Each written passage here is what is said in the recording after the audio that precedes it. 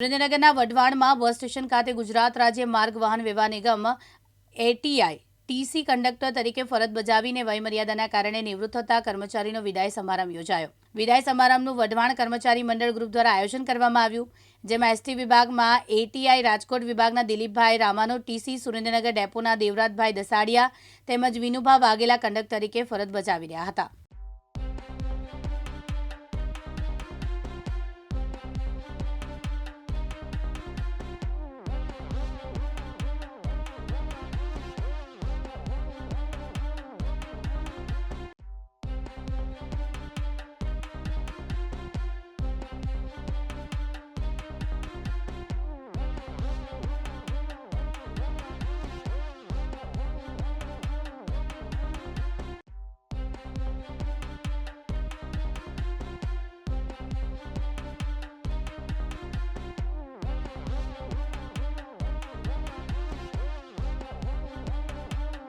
Bureau report, દિવ્યાંગ news, Surendranagar.